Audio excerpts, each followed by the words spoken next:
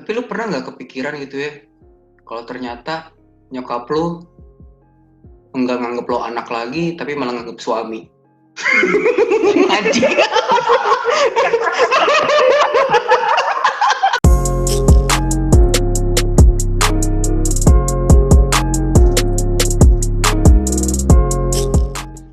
Oke, apa kabar semuanya? Balik lagi ke channel kita. Di sini gue Armen, gue sama teman-teman gue, ada Catra, Hai. ada Panji. Kita lagi pengen ngomongin tentang broken home. Jadi gue sama temen gue ini, dua orang ini udah lama banget gak ketemu, hampir 3 tahun ya? Hampir 3 tahun gak sih? Iya gak sih? Iya. Hampir 3 tahun kan? Nah, mereka berdua ini ada satu di Bekasi, si Catra di Bekasi, Panji ada di daerah Kemayoran, sedangkan gue sendiri ada di daerah Amerika Latin, tepatnya di Chile. Gila, lu nyebutin domisili gue, akhirnya gue ntar dicari. Aduh. Ya udah sih, gak apa-apa sih, kayak banyak fans aja lo tai. Nah, jadi di sini beberapa waktu yang lalu gue ngobrol sama temen gue dua orang ini.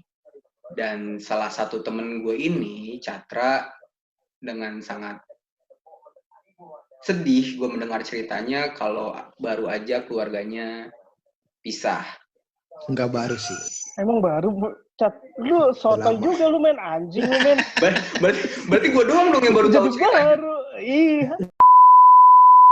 Nah, jadi ternyata teman-teman gue ini tuh udah pada tahu yang di Jakarta, sedangkan yang baru tahu itu gue.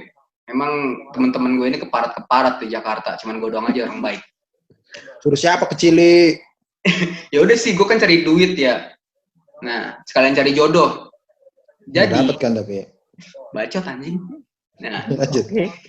Jadi gue pengen tahu sebenarnya, karena banyak di luar sana orang tuh bilang kalau anak broken home banyak yang rusak, banyak yang gagal, atau banyak yang bisa dibilang makin jadi pribadi yang rusak lah. Tapi entah kenapa gue ngelihat sosok teman gue ini, si Catra, nggak ada dalam kriteria tersebut. Makanya mungkin dengan gue bikin podcast kayak begini cukup berguna untuk kalian yang mungkin juga ya keluarganya lagi agak berantakan, rusak, kalian nggak tahu harus bagaimana. Ya gue harap dengan adanya podcast ini bisa membantu sedikit pola pikir kalian lebih berubah. Jadi itu ceritanya gimana, Cat? Kok bisa tiba-tiba gue dengar kabar bokap sama nyokap lo caw gitu? Kalau awal mulanya sih mungkin gue yang termasuk beruntung ya, dalam artian gue tuh maksudnya orang tua gue pisah tuh pada saat gue udah lumayan gede lah, lumayan dewasa lah. Pokoknya gue masih ingat banget itu pas gue hampir semester akhir lah, atau di tahun-tahun terakhir gue mau lulus kuliah itu. Jadi itu awal mulanya mereka mau memutuskan perceraian ya, dalam artian gitu. Cuman kalau masalahnya sih gue udah ngerasain dari zaman SMA. Jadi ibaratnya SMA tuh wah nggak menyenangkan lah sebenarnya, udah mulai keadaan nggak menyenangkan buat keluarga gue sebenarnya. Nggak menyenangkannya maksudnya mereka berdua berantem depan lu gitu? Betul, itu berantem depan gue. Bahkan ya udah sampai teriak-teriakan, yang ngomong nggak enak. Ya untungnya nggak ada yang mukul sih, seandainya ada yang nggak main tangan gitu maksudnya. Seandainya ada yang niat iseng, paling dulu nyokap gue aja sih. Cuman kan ya cewek paling ngapain sih. Nggak benar-benar. Terus iseng gimana, Cat? Maksudnya iseng? Ya misalnya dorong dikit kayak gitu-gitu loh. cubit. Beda lah. Kalau enggak gitu juga goblok. Terus pas lagi biasanya kan kalau laki-laki yang main fisik kan, keras banget kan kesannya kan, laki-laki wanita disakitin. Ini enggak sih, gue nggak pernah lihat sih. Cuman ya omongan kasar sama-sama kasar. Tahu gue, lu kan punya kakak kan, 2 orang. Pas mereka lagi ribut, itu mereka kemana? Nah, kan gue punya kakak 2. Kalau kakak gue yang pertama dari dulu tuh tinggal di rumah nenek gue. Dia itu dari umur berapa ya, SMP gitu udah tinggal di rumah nenek gue. Jadi yang pertama bisa dibilang jarang banget lah di rumah. Nah kakak gue yang kedua ada nih, cuman dia biasanya kalau nyokap gue berantem gitu, apa bokap gue berantem, dia itu diam aja di kamar ngumpet. Cuman kalau gue awal-awalnya kayak gitu, cuman semenjak gue mulai masuk kuliah atau SMA kelas 3, gue nggak tahan, gue pisahin mereka, gue teriak juga, gue datang ke mereka, gue teriakin juga, gue pisahin gitu. Di Oh, situ ya udah gue masuk kamar lagi. jadi abis lo pisahin, mau apa-apa jangan berantem. Udah, Citra nggak suka, tahan dulu. Ya, Gue mulai lagi. Anjing, gaduh. gue nggak ngomong selebay itu sih, enggak. Gue ngomongnya lebih kayak ke udah berhentilah, jangan usah berantem mulu, gue capek dengernya kayak gitu doang. Gue capek nih baru pulang sekolah, pulang dari mana gitu loh, ngerjain tugas, tapi balik-balik malah disuguhin beginian. Gue bilang kurang lebihnya kurang kayak gitu. Tapi Balik faktor ujian apaan gitu. yang bikin mereka sampai berantem gede gitu karena apa? Kalau masalah general gue bisa bilang sih masalah komunikasi sih. Cuman kalau mau didetail-detailin banyak sih. Cuman masalah terbesarnya ya pasti uang. Terus kalau misalnya dari lo sendiri pernah nggak pas kayak orang tua lo lagi ribut gitu ya, lagi ribut besar, lo lagi di kamar gitu, pernah nggak ada kepikiran kayak apa ini karena salah gue, mereka berantem atau karena salah kakak gue? Pernah kayak gitu nggak sih? Gue sendiri sih nggak pernah ngerasain itu salah gue ya, karena bisa dibilang emang masalahnya di dua orang ini sih kalau yang gue lihat dan gue rasain. Cuman yang pasti efek psikisnya sih berasa sih, itu yang paling paling gak enak sih menurut gue. Nah gimana sih lu baru pulang ujian nih? Gue pernah baru pulang ujian, stres, balik-balik, baru ketiduran bentar gue kan habis begadang gitu kan buat belajar. Kebangun dengerin dua orang teriak. Itu perasaannya kayak anjing, pusing kepala gue langsung kayak gitu maksudnya. Makanya gue lama-lama gak tahan, gue akhirnya yaudah gue pisahin juga kayak gitu. Itu kali yang bikin lu jarang pulang waktu kuliah, Cak. Ya mungkin bisa dibilang kayak gitu sih, karena gue udah cukup enak sih dalam artian terserah lu lah, mau berantem lah, asal nggak Mending di bunuh-bunuhan kosan aja tapi kan. gitu ya. Iya juga sih, walaupun sebenarnya alasannya nggak sepenuhnya itu sih. Alasan pertamanya gue rasa lebih karena kemales ya, Depok ke Bekasi jauh deh. Realistis aja. Gue males naik keretanya. Lah gue PP kan. Ya kalau lu kan goblok, gue nggak. Oh iya benar. Makanya muka lo kayak Iya, muka bener. aspal anjir. Tebel anjir muka aspal. Dogol. Terus itu kalau misalnya kayak lo gitu pas dengar mereka berantem sampai akhirnya mereka milih buat pisah gitu ya. Lu milih ke siapa, Cok? Nyokap atau bokap pada saat itu? Dan kenapa lu milih nyokap atau bokap? Maksudnya milih itu apa? Sorry. Tinggal. Atau lu sempat ditawarin, yaudah Chandra kamu ikut papa aja, atau Chandra kamu ikut mama aja gitu, atau lu memilih gue mau ikut mama, gue mau ikut bokap. Itu kondisinya kayak gimana waktu itu? Seingat gue itu nggak milih sih, lebih kayak ke ya memang waktu itu bokap gue yang ingin meninggalkan rumah gue yang masih di Permata maksudnya. Rumah gue masih Permata dan nyokap gue pilih tinggal di situ karena kan prosesinya rumah itu akan dijual juga gitu, maksudnya lagi proses dicari pembelinya lah kan, nyari rumah buat jual rumah kan agak sulit kan, agak lama lah, bisa makan setahunan gue waktu itu masih kayak gitu sih. Jadi gue otomatis nggak ada pilihan sih, cuman emang tinggal aja di rumah itu. Jadi gue nggak milih apa-apa sih, ibaratnya kayak gitu. Pada saat itu ya gue nggak milih. Cuman kalau disuruh milih, Cak, misalnya lu lebih seneng tinggal bokap lo atau nyokap lo? Gue juga mikir gini sih ya, kalau gue disuruh milih itu pertanyaannya berat sih, dalam artian ya gue sayang dua-duanya. Cuman gue hanya berpikir karena gue udah dewasa dan gue memiliki tanggung jawab di agama gue harus ke ibu, ya berarti gue harus ngejaga ibu gue, dan itu yang gue lakukan sampai sekarang. Berarti kayak gitu. Sebenarnya kalau gue punya pilihan sih malah gue gak ikut dua-duanya, gue pengennya ngekos di mana gitu. Gue lebih suka yang kayak gitu-gitu sih, lebih bebas, lebih bisa main gitu. Pas mereka pergi gitu ya, gue udah lama juga kenal lu, cuman bangsatnya lu baru ceritain ke gue beberapa minggu yang lalu, sampai akhirnya gue penasaran. Kalau kejadiannya waktu lu pas mulai skripsian tadi lu bilang apa bilang skripsi Di tahun akhir di tahun akhir kuliah lu berarti ya kalau gue pikir ya lu ngekos, lu sering keluar jalan segala macam. Tapi kok lu mampu sih untuk menahan diri nggak masuk ke pergaulan-pergaulan yang ya kita tahu lah ya Jakarta tuh pergaulannya gimana. Ya, kayak lu ngedrugs atau mungkin lu jual diri. Kok lu nggak masuk ke situ sih? Apa yang bikin lu bisa nahan diri? Anjing. Apa hubungannya? Gak ada tante yang mau beli dia. Gak ada tante yang mau beli dia. Laki-laki kurus saya jual diri goblok. Jadi kesel juga gue dengernya. Gak ada tante-tante yang mau enak beli. jual diri, mata lo jual diri goblok. Gue gas dari tadi dengernya.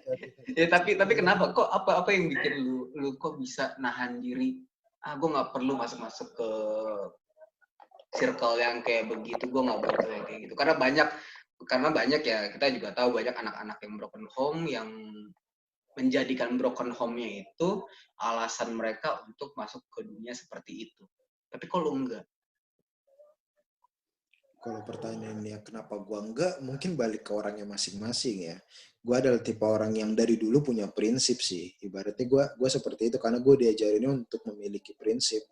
Walaupun sebenarnya teman-teman gue ya kayak gitu-gitu juga men, yang lu bilang yang buruk-buruk, bahkan ada yang di samping gue ngelakuin nih gue biasa aja tapi ya udah bodo amat, gue berarti kayak gitu karena memang sebenarnya perkumpulan gue bangsat-bangsat juga gitu. Cuman Ngakuin gue apa, Cep? memang Temen lu? Jual diri? bukan yang jual Tapi diri. jual diri sebelah Catra anjir, transaksi terang-terangan banget bang. Goblok. Anjing. Oke, lanjut, Cep. Ya pokoknya yang lain lah selain jual diri gitu maksudnya. Nah jadi gue lebih kayak ke sebenarnya depresi sih, gue depresi cuman mungkin gue bisa mengalihkan itu ke yang lain-lain sih. Gue kayak misalnya gue dulu suka ngeband, gue banyakin kegiatan di kampus walaupun bukan yang akademi ya, tapi gue rata-rata kegiatannya kalau nggak nge-game, main Dota, ikut turnamen Dota gitu. Gue jadi lebih kayak ke gue berusaha ngelupain itu dengan acara yang lain, cuman nggak dengan akademi gitu-gitu sih. Gue lebih ke main-main aja. Yang penting ya punya prinsip aja sih menurut gue. Kalau lu punya prinsip, mau di depan lu ada yang mau ngapain juga lu pasti nggak ikutan. Suka ngerasa iri nggak sih Cak sama teman-teman lo yang lengkap? Sejujurnya banget sih. Gue kalau boleh jujur ini, terlepas dari podcast ini atau enggak, gue sering banget iri sih. Yang gue selalu ngomongin, gue cuma bisa curhat kayak gini kan ke kakak gue biasanya. Gue selalu ngomong kakak gue iri sebenarnya sama Abo, gue bilang gitu. Kenapa? Dia tiap pagi masih ada yang ngingetin buat sholat, gue bilang. Kalau sekarang, gue boro-boro ada yang ngingetin buat sholat, gue bilang. Buat sholat Jumat ada yang bangunin, kalau gue ketiduran aja nggak ada, gue bilang. Karena gue berasa udah kayak jadi kepala keluarga sekarang gue sama nyokap gue kayak udah terlalu respect sama gue, jadi nggak bisa nyuruh gue lagi gitu, kayak hilang. Jadi kayak gue ngerasa kayak gue nggak punya gue ngerasa orang tua yang ngedidik gue tuh kayak udah nggak ada lagi. Cuman kalau buat nasihatin ya kadang-kadang masih lah. Cuman kayak tapi gue nggak ada orang tua yang benar-benar buat modulin gue lagi. Gue berasa udah jadi orang tua gitu sekarang. Gue harus ngatur uang sendiri, gue harus ngatur jalan hidup gue gimana, gue harus mikirin gue kalau beli makanan di luar gue harus beli nyokap juga. Biasanya kayak gitu kalau udah nikah doang ya. Sekarang gue udah ngerasain itu dari sekarang. Jadi kalau dibilang iri, gue iri banget sih. Gue pengen banget main ke pantai bareng keluarga gue kayak dulu, walaupun cuma di tenda gitu. Jujurnya gue sampai sekarang iri sama lu semua. Tapi lu pernah nggak kepikiran gitu ya, kalau ternyata nyokap lu enggak nganggep lo anak lagi, tapi malah nganggep suami? Anjing.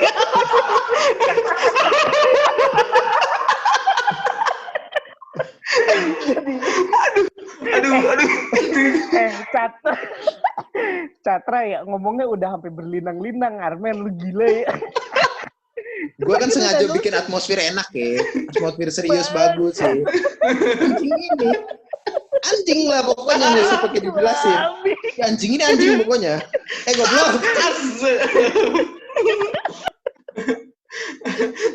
Aduh anjir. Sakit orang gua. Tapi oke. Catra dipanggil bukan adik lagi, tau gak lu? Yang Papa. Papa. Aduh goblok nih. Bokap nyokap masih, aduh brengsek leher gue gatel. Bokap nyokap masih lakuin kewajiban sebagai orang tua kan kalau lu? Dari kapan nih? udah catron. Ya dari semenjak mereka pisah gitu, kewajiban kayak bokap nafkahin lu lah gitu, biayain sekolah lu, kebutuhan lu, makannya lu, itu masih di cover sama bokap nggak sih?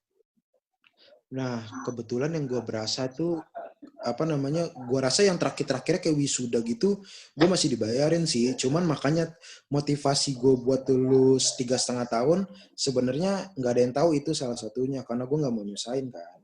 Gue pikir nih gue udah di semester 7 tuh, gue masih inget, gue harus lulus gimana pun caranya. Kalau enggak gue bebanin lagi, gue pikirnya kayak gitu kan, gue nggak pengen ngebebanin gitulah. Makanya gue cukup panik tuh waktu itu, absensi gue ada yang nyaris kurang nih. Itu nggak ada yang ngepas, jadi bisa lulus juga. Tapi abis gue lulus, literally gue nggak dinafkahin lagi sih, men. Nggak ada. Apalagi sampai rumah itu kejual, gue dibagi 2 sama nyokap. Waktu itu kan gue masih pengangguran ya. Pengangguran gue 6 bulanan kalau nggak salah. Nah itu gue karena sama nyokap, gue dikasih makan sama nyokap sih. Nggak ada nuntut gitu ke bokap gitu? Gue sendiri ngerasa kalau gue udah lulus kuliah, kayaknya gue harusnya udah nggak dibiayain dia. Gue pikiran gue kayak gitu sih. Cuman waktu itu balik lagi ke prinsip lo yang awal tadi gitu, yang nggak mau menyusahkan gitu berarti dong. Dan selain itu, menurut gue juga kayaknya kalau dalam agama gue kayaknya, kalau gue ya sih lebih ke prinsip kali ya. Kayak misalnya gue udah lulus kuliah, harusnya gue udah nggak dibayarin lagi. Pikiran gue kayak gitu. Cuman gue masih dikasih makan nyokap gue sih waktu itu. Kan nyokap juga dapat uang yang penjualan rumah sama perabotan gitu-gitu kan, setengahnya. Nah, ngelihat kejadian itu semua gitu, bokap berantem sama nyokap, terus mereka pisah sampai akhirnya ya bisa gue bilang lu sekarang menafkahi nyokap, yang dimana sebenarnya ya itu tanggung jawab bokap lu ada ngerasa trauma nggak sih, Chat, untuk menjalani sebuah hubungan? Kayak lu takut pacaran, atau mungkin lu takut yang namanya menjalani hubungan pernikahan? Ada rasa takut ke situ nggak sih?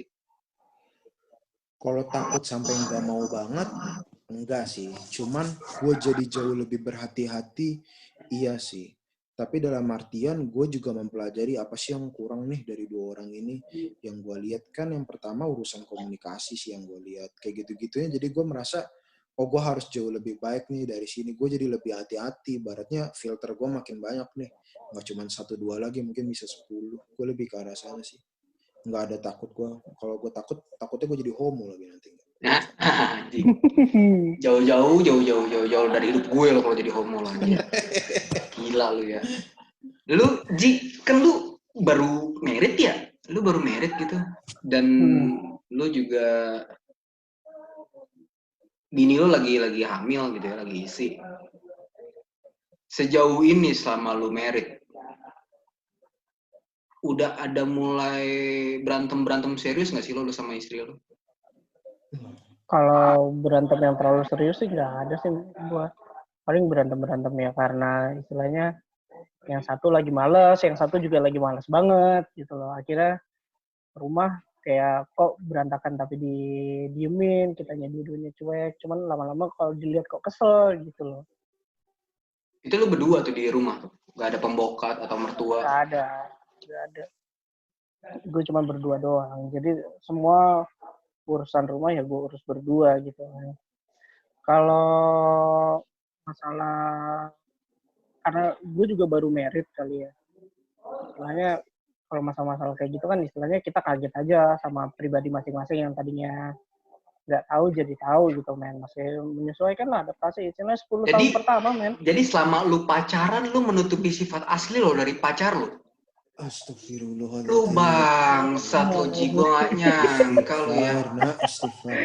Ya kan nggak semuanya istilahnya. Jadi lu Bapak kan nggak tahu pas gue lagi tidur kayak gimana. gitu kan, ternyata Kecil atau gue kalau gede, kan? Lu percaya Chat kalau misalnya dia waktu pacaran belum pernah tidur sama pacarnya? anjing. Gue anak baik-baik, men. Gue mencoba percaya sih, cuma hati kecil gue berkata lain. Sama sih. Jadi gue. Jadi agak mustahil saja kalau dia belum tidur sama pacar waktu pacaran. Kagak lah, tai, cewek gue baik-baik. Iya, gue percaya kok. Menurut gue berkata gue percaya. Iya, lu percaya aja udah. Gue bohong juga, lu percaya pokoknya udah. Gue percaya.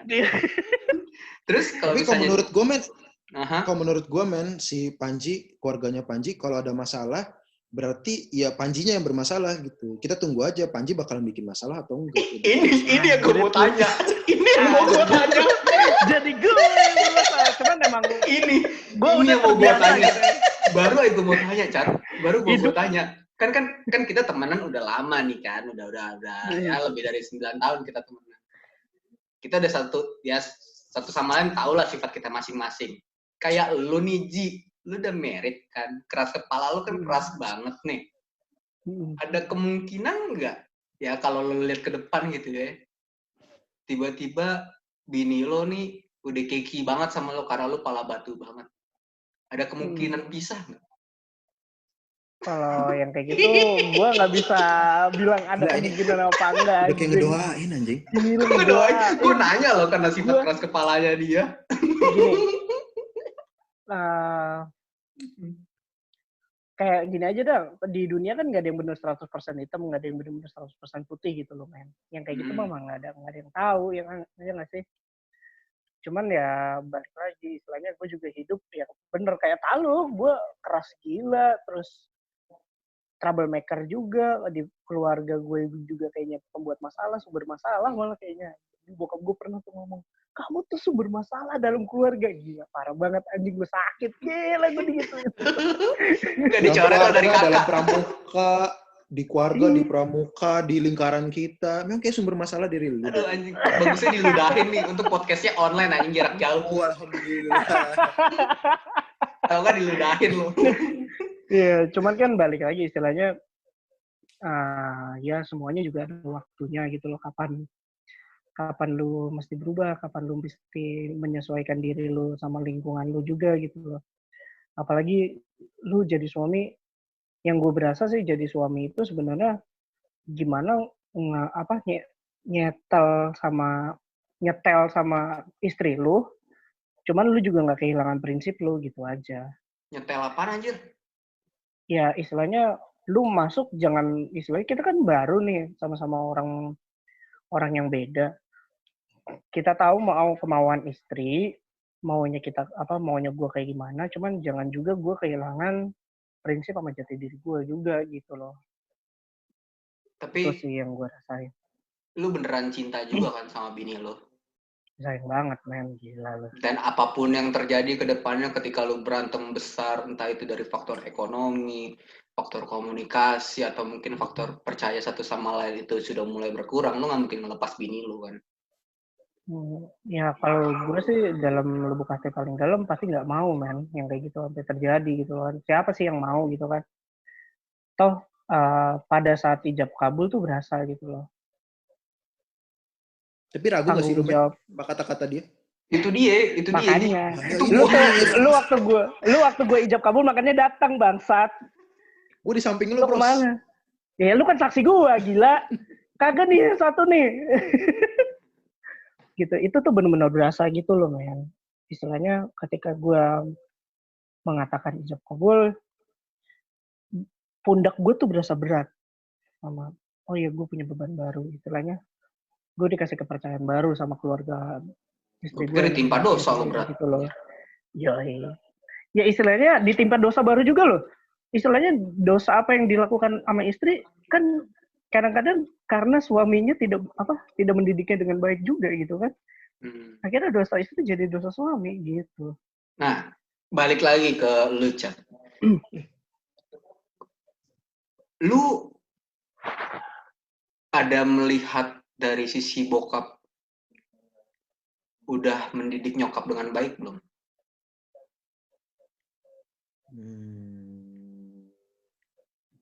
Ya belum sempurna tapi udah dididik sih menurut gua kayak gitu. Sudah Cuman dicoba. ya paling ujung-ujungnya maksud gua semua tergantung dari pribadi masing-masing gitu sih yang gua lihat. Karena kan sebenarnya yang jadi masalah apalagi dari proses pengajaran ya. Tata cara ngajarin orang tuh beda-beda dan itu yang sebenarnya harus kita pelajarin gitu. Ada orang yang bisa dimarahin keras, ada orang yang ternyata harus di pelan-pelan dari hati ke hati. Jadi kayak gitu menurut gue, nah itu tugas kita nanti sih. Pas nikah itu yang gue lihat ya, ini cocoknya kemana sih orang ini gitu loh. Kalau misalnya kita proses ngasih taunya, proses komunikasinya, yang enak gimana, yang jadi masalah itu kalau sampai ada satu hal yang nggak diketahuin gitu, apapun hal-hal kecilnya. Nggak ada waktu lah, atau misalnya memang orang yang nggak asik lah buat itu sih. Komunikasi coy. Tapi lu sudah mulai belajar juga kan berkomunikasi yang baik untuk calon pasangan lo nanti. Alhamdulillah, tapi yang gue lihat kayak cuman teori aja sih, ujung-ujungnya goblok juga gue.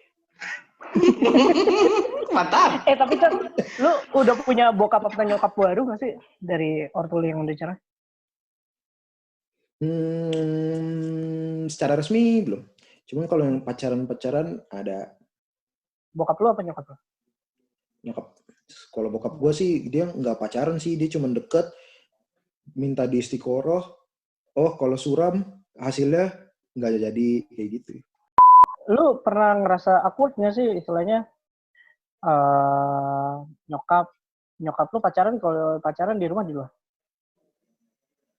Di ruang tamu depan. Jadi pernah ngerasa canggung gitu nggak sih sama pacar nyokap lu? Sejujurnya kalau pertanyaannya canggung atau nggak canggung, sampai sekarang gue canggung sih. Gue jarang ngobrol dan kayak gitu-gitu. Sampai sekarang gue jarang ngobrol kalau nggak yang penting-penting doang kayak disuruh mama kesini, udah gitu doang, kayak gitu-gitu doang. Pokoknya gue jarang banget ngobrol bercanda gitu, nggak pernah gue. Karena gue ngerasa ya, karena mungkin belum keluarga juga ya, gue nggak mau buka hati sih. Dalam artian gue kayak gitu, gue cuma ngingetin ke nyokap gue aja ya kalau milih yang bener, kayak gini-gini yang bener. Cuma ya gimana, masih kayak gitu sih sampai sekarang. Udah berapa tahun dia? 2 atau 3 tahun, lama. Enggak, lebih muda apa seumuran apa gimana sih? Gue kurang tahu sih. Cuma kayaknya beda tipis sama nyokap gue. Kalau nggak lebih muda, lebih tua sih. Tapi gue nggak tahu sih. Mungkin lebih muda dikit. Jadi lu juga nggak tahu latar belakang itu yang lagi dekat sama nyokap karena nggak pernah ngobrol sama sekali. Kalau latar belakang gue tahu sih. Latar belakang gue tahu. Kayak kerjanya dia dulu dari mana, sekarang kerja atau enggak, yang kayak gitu-gitu ya. Gue tahu ya kalau pertanyaannya itu. Cuman kalau dia sendiri, duda juga. Cuman dudanya ditinggal meninggal sama istrinya. Istrinya kena DBD apa-apa gitu. Setahu gue kayak gitu. Cuman gue cuman denger dari nyokap, bukan dari mulutnya langsung. Punya anak juga. Setahu gue enggak. Kirain punya. Catra punya saudara anjir belum apa-apa. Nambah lagi. Bokap gue yang kemungkinan kalau nikah bakal punya adik lagi gue. Soalnya dia bolak-balik ngomong kan. Dia lagi deket, anaknya ada segini, ada 3 kalau nggak salah waktu itu bilang. Dalam hati gue kampret lah, gak enak banget nih nanti. Jadi punya adik lu ya? Nggak tahu ya. Ya adik atau enggak tergantung umur kali ya. Gue nggak tahu juga sih. Terus kalau misalnya lu gitu ya, udah cukup lama ya berarti dari semenjak bokap nyokap pisah. Ada nggak satu momen di mana lu itu benar-benar anjir lah kok bokap nyokap gue nggak ada sih. Ada nggak yang sampai lu benar-benar lu pengen nangis, lu pengen teriak? Ada nggak? Momen di mana gue ngerasa bokap nyokap gue. Sampai akhirnya tuh lu kayak kesel sendiri, kenapa sih kok gue dapetnya yang kayak begini sih modelnya gitu, keluarganya gitu. Kalau ada sejujurnya itu ada hubungannya sama yang hubungan gue yang terakhir cewek itu sih. Gue kan sebenarnya secara nggak langsung dengan keadaan yang kayak gini tuh gue harus nafkahin nyokap gue. Karena nyokap gue jujur penghasilannya paling 1 juta 2 juta ya udah bagus gitu sebulan sebenarnya. Nah jadi ibaratnya gue kan nggak bisa fokus juga ngejalanin hubungan gue kan. Jadi pada saat gue pisah nih sama yang mantan gue, salah satu yang gue keluhin itu cuma satu. Kenapa sih gue harus diberikan tanggung jawab seperti ini? Padahal menurut gue secara mentality gue belum siap. Menurut gue itu yang gue keluhin ke bokap gue. Gue sempat ngomong juga ke bokap gue, terakhir gue bilang kayak kenapa sih harus gue gitu loh. Gue tuh nggak ada yang ngajarin lo, bahkan ibaratnya waktu bokap nyokap gue cerai nggak ada yang ngasih tau gue, lo bakalan ngejagain nyokap lo, lo bakalan nafkahin nyokap lo, nggak ada. Semuanya kayak sesuai flow aja, ya tiba-tiba ya gue tinggal sama nyokap, ya berarti nyokap sulit, ya gue harus ngasih makan. Dan itu yang selalu menjadi constraint gue sekarang, ibaratnya ya gue apa-apa mikirinnya gimana gue harus ngasih makan nyokap, biaya kontrakan, dan lain-lain. Jadi menurut gue momen terberat gue kemarin sih pada saat mantan gue gak ada, yang gue keluhin satu, seandainya gue gak fokus buat apa namanya, ya gue kelihatannya jadi nggak ikhlas sih, itu yang kata bokap gue yang gue dimarahin juga ya. Seandainya gue nggak fokus, gue fokus sama diri gue sendiri, nggak fokus sama nyokap juga, nggak fokus sama yang lain-lain lah, maksud gue. Mungkin gue sekarang udah nikah sama Lia, gue bilang gitu, karena gue punya duit, gue punya itu, gue punya fokus gue buat gue mungkin bisa ngasih perhatian lebih, nggak fokus terlalu ke kerjaan. Itu yang gue keluhkan gitu, itu yang gue benar-benar, ya gue ngerasa berdosa juga sih gue ngomong kayak gitu menurut gue, karena gue jadi kelihatan gak ikhlas sih. Padahal gue ikhlas bantu nyokap sampai sekarang, gue ikhlas lah, makanya gue masih sama nyokap. Cuman itu sih menurut gue yang paling beratnya, gue ngerasa gue masih terlalu manja sih. Udah itu. Ada rasa dendam gak lo sama orang tua lo? Enggak ada. Gue sama sekali gak ngerasa dendam, tapi dalam artian, ya mungkin ini udah yang terbaik, karena memang itu yang gue lihat adalah pilihan terbaik buat si bokap gue sama buat nyokap gue sih. Ibaratnya gini, lu dalam beberapa hari sekali berantem men, teriak-teriak gitu loh. Yang nggak bagus buat kesehatan lu, mungkin bisa bikin darah tinggi, bisa bikin drama-drama lain yang aneh-aneh. Kalau mereka nggak bisa, mungkin masih kayak gitu sampai sekarang kan. Jadi kalau gue pikir-pikir, ini kayaknya memang udah yang terbaik buat mereka gitu. Walaupun momen-momen gue mau pisah, ya bokap nyokap gue minta izin ke gue, itu menyakitkan sih buat gue. Terus pada akhirnya bokap atau nyokap memutuskan untuk cerai, kayak ada ngumpulin anak-anaknya dulu nggak sih, ngomong misalnya, kayaknya hubungan ini nggak bisa dipertahankan deh, kayak gini. Kalau secara keluarga besar, gue lupa sih, kayaknya nggak ada sih, kayaknya. Cuma Pribadi? kalau secara satu pribadi ada, dan itu menurut gue cukup berkesan sih, dalam artian, jadi kan lo tahu kan gue waktu itu gue tiba-tiba bokap gue datang, gue lagi balik di Fasilkom, Fasilkom kan dekat perpus pusat kan, gue dijemput lah sama bokap gue, naik mobil gue pelan jalan tuh ke arah perpus pusat, pelan. Habis itu dia nanya sama gue, menurut kamu Papa harus cerai atau enggak? Dalam arti gue, kampret kok nanya ke gue. Tapi karena gue tahu masalah-masalah yang lain, dan logika gue berkata, lo harus, karena ini ada harga diri yang harus lo pertahankan. Gue bilang Lo kayak ngomong gitu. Iya, gue bilang kayak gitu ke dia. Cuman, udah habis itu bokap gue diem. Kita cuma naik mobil itu kita jalan, diem. Gue gak ngeliatin dia. Terus pas gue nengok, dia sambil nangis bilang ke gue, sorry ya, kalau bakal bercerai sama mama. Dia bilang kayak gitu. Itu gue pertama kalinya ngeliat bokap gue nangis secara langsung. Gimana sih lu? Tiba-tiba laki-laki yang selama ini kelihatannya kuat, yang gak pernah nangis, yang selalu marah-marah kerjanya, tiba-tiba cuman minta maaf, sorry ya. Ibaratnya dia yakin lah kalau dia bakalan cerai sama nyokap gue, ibaratnya kayak gitu. Di situ gue cuma bisa nepuk pundak dia, santai aja bro, ini yang terbaik buat lo. Gue bilang kayak gitu, ibaratnya ya. Enggak sih, gue cuma bilang nggak ada bro-bronya. Yang ngebikin lo panggil bro, lo sakit lo. Dia ngebikin lo panggil bro, nggak ada obat. Dia ngadon lo panggil bro. Gue cuma nepuk pundak dia. Gue nepuk pundak dia, nggak apa-apa pasti bisa ngelewatin ini semua. Gue bergaya nguatin dia, padahal pada saat itu menurut gue sama hancurnya sama dia. Ibaratnya kayak gitu. Cuman kan gak mungkin dia nangis, gue nangis juga kan. Gue pura-pura tegar aja. Tapi pas balik di kosan, gue nangis. Itu gue nangis deres sih. Cuman gue sendirian aja. Gue pernah dengar statement chat, gak ada yang tahu rasa dan arti sebuah kehilangan dibandingkan anak broken home. Gue pengen nanya, arti kehilangan di mata lo itu kayak gimana sih?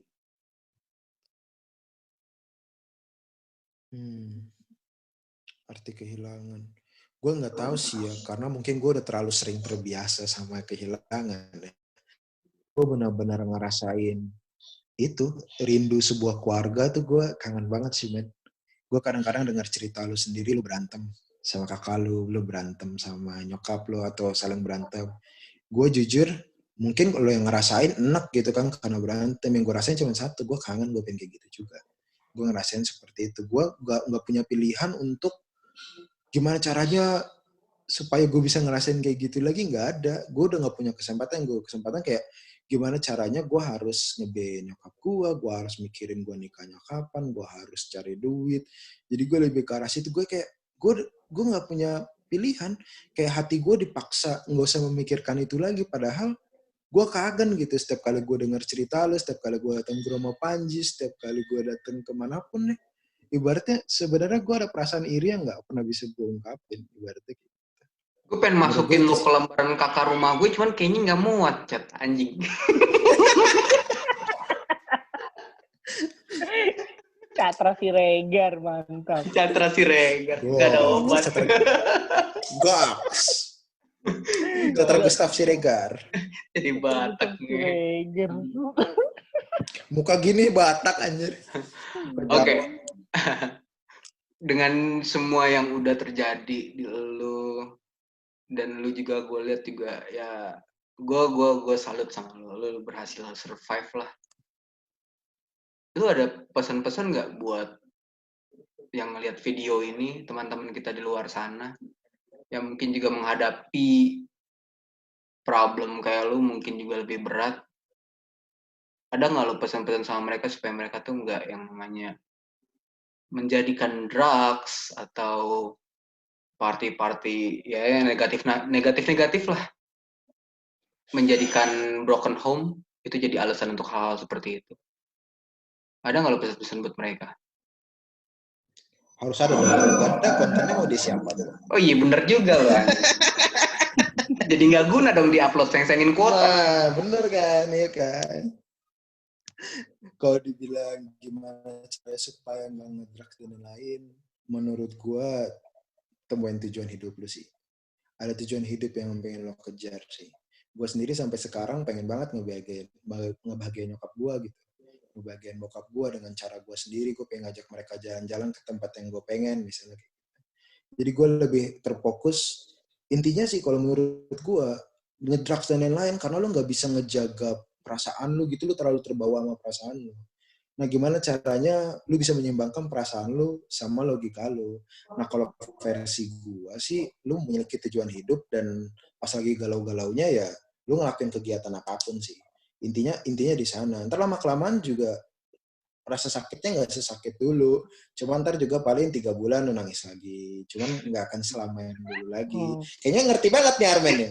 Kayak gitu. Iyalah. Bahkan gue yang sama iya kan. Bahkan gue yang sama mantan gue sampai 6 bulan juga masih nangis gitu. Cuman maksud gue paling nangis bentar gitu. Intinya pada saat lu lagi stres banget, ya lu harus lu berusaha nemuin orang yang tepat. Itu yang jadi permasalahan sih, gimana caranya lu bisa nemuin orang tepat. Cuma jujur aja gue gak ngerasain gue punya nemuin orang tepat sih. Cuma gue mencari kegiatan gue sendiri. Gue berusaha menghibur gue, misalnya ya gue main game atau gue nonton, dan buat gue cukup sih. Bahkan gue waktu lagi parah-parahnya gue sholat sambil nangis, dan menurut gue itu ampuh banget sih. Gue sholat sambil nangis, gue kayak minta supaya sakitnya cepat hilang lah. Gue gak peduli gimana caranya, gue cuma pengen hilang aja rasa sakit. Kayak gitu pokoknya. Ya saran gue standar-standar yang udah pernah lu denger lah. Cuman itu ampuh banget gak? Percaya deh. Iya. Ya emang mesti kayak gitu sih. Terus lu pernah kepikiran gak sih istilahnya kalau misalnya nyokap bokap lu nih nikah lagi nih, Cat? Nikah lagi. Misalnya eh lu benar-benar di hari yang sama, lu bakal hadir pada yang mana? Bokap lu kah? Nyokap lu? Pertama sih itu gak mungkin kejadian. Kenapa kalau hampir sama? Karena gue bacotin salah satunya. Goblok, tanggalan di 365 hari. Lalu bisa barengan nih, goblok. Gue mau bilang kayak gitu. Ya kan istilahnya nyokap lu lagi Masa iseng nih. Nyokap lu lagi iseng, tau gak? Nyokap lu Dongo. kan suka iseng nih. Ya kan? Nyokap lu kan suka iseng katanya. Hari yang sama nih mampus lalu. Gue pasti akan milih nyokap sih. Walaupun mungkin kalau gue pikir-pikir dulu gue paling sakit hati sama nyokap gitu. Tapi gue pasti sama nyokap. Karena buat gue, bokap gue udah dewasa, bokap gue ngerti kalau gue jelasin kayak gitu. Cuman yang namanya wanita kan pasti lebih ke perasaan. Dan menurut gue, nyokap akan menjadi terus tanggung jawab gue sampai dia nanti menikah lagi. Gue harus ngeliat proses itu dong. Tanggung jawab gue lah. Cuman ya gue pengennya sih ngeliatnya gini, Cat. Bokap nyokap lu udah nikah nih, baru lu yang nikah. Jadi ntar lu di panggung, sebelah kanan lu rame tuh. Banyak. Nyokap, bokap tiri, banyak. bokap, nyokap tiri. Mau mampus. Mau nikah apa mau Maksudnya satu tawuran? tempat, blok. Ini lebih gak masuk akal lagi. Emang si kampret ini dari 365 hari dia bisa barengan. Terus dia bisa satu tempat, men. Kasih tahu, men. Goblok. Kan, bukan satu tempat. Maksud gue gini, bokap nyokap lu udah nikah nih. Ya kan? Terus lu yang nikah, Cat. Abis itu lu yang nikah. Kan biasanya kalau di kalau itu udah ngerasain, Bray. Kalau itu udah ngerasain. Di proses kakak gue nikah. Kakak gue kan nikah kan mereka udah cerai kan, maksudnya kan. Tapi belum ada keluarganya sih, belum pada nikah kan memang. Iya maksud gue kalau jadi mereka dipaksa sebelahan dan awkward banget sih. Mereka sebelahan tapi awkward banget sih. Gimana sih lu? Mereka udah cerai, tapi gue gak kebayang juga sih kalau di situ ada dua keluarga berdiri ya, suami istri. Iya, mampus lo sama dua keluarga bokap nyokap, istri lu cuman 2 orang gitu misalnya, atau 1 orang gitu. Kalau emang yakin untuk pihak tuh. Kalau mereka asik, gue asik aja sih. Gue lebih khawatir kalau lu pada datang yang ngurusin nikahan gue sih. Gue lebih khawatir itu sih sebenarnya. Itu kan. Gue lebih khawatir itu sih. Tiba-tiba lu ngebakar tempat gue, nggak lucu banget anjing, gue ngebayangin tuh. Ntar lu nikah ya kan, bokap nyokap lu dateng, terus nyokap lu bawa cowoknya, bokap lu bawa ceweknya, terus ntar gue lewat, cie awkward cie, aduh anjir, rusak banget pernikahan lu. Mulutnya Armen gimana anjing? Maka itu yang gue khawatirin, Bray. Satu-satu yang gue khawatirin mulut lo pada aja. Kocak sih Catra gitu. Gila itu. Mungkin ada pesan-pesannya Catra untuk ya menjaga kedepannya, lu suatu saat mungkin ya kita nggak ada yang tahu apa yang akan kita jalanin ke depannya, kita nggak ada yang tahu. Cuman mungkin ada yang bisa jadi pesan-pesannya Catra untuk jadi pegangan kita semua. Kayak yang tadi gue bilang sih, mungkin gue bukan orang yang benar-benar tepat buat ngomong ini.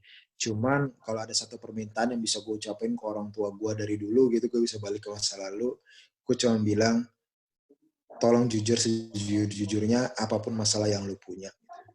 Biasanya permasalahan keluarga paling besar ada yang ditutupin entah hal sekecil apapun, dan itu yang gue lihat jadi permasalahan terbesarnya gitu loh. Entahlah mau pergi kemana, walaupun menurut lo nggak penting, gak usah kasih tahu lah. Tapi bisa jadi itu bisa nembulin fitnah buat orang lain. Atau mungkin seperti apa. Intinya yang gue cuma bilang, komunikasi itu kunci sih. Biar orang sama-sama ngerti, orang sama-sama siap. Jangan tiba-tiba udah kejadian, ibaratnya, terus baru dikasih tahu. Jadi komunikasi lo harus bener, Ji. Jangan ada yang ditutup-tutupin lah. Anjay. Kayaknya Catra tahu buat tentang gue. Jangan ditutup-tutupin, bos. Enggak, itu omongan gue secara nyata yang gue bisa ngomong ke orang tua gue sebenarnya. Bukan kalau dia juga. Kan gue bilang, kalau gue bisa kembali ke masa lalu. Iya kan, gue udah iya kan. Kenapa lu jadi... kok lu jadi ngegas sih, anjing? Lu pengen ngajakin berantem? Gue udah iya kan. Lah, ya udah biasa aja dong, gak usah ngegas ya aja, udah gak usah dilanjutin. Tolol. Jadi, untuk kalian yang nonton video ini, semoga dari video ini bisa kita ambil pelajaran yang dimana kalau kalian mempunyai buah hati yang kalian